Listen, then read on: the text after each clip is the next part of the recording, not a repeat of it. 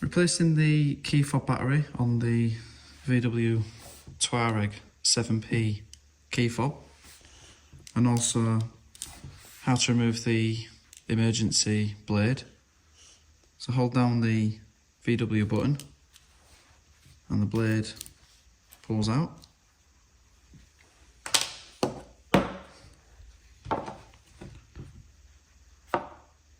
This key has been a bit mangled before already.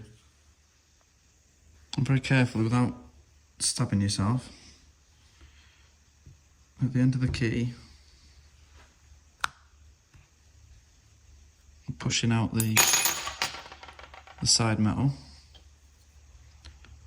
and then we've got the battery cell holder.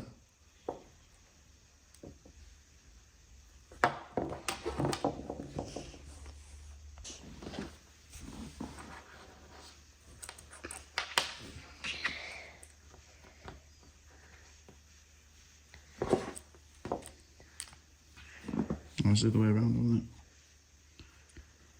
it? Big side, yeah. That's it, no. Yeah, well done. And then stick this end back in.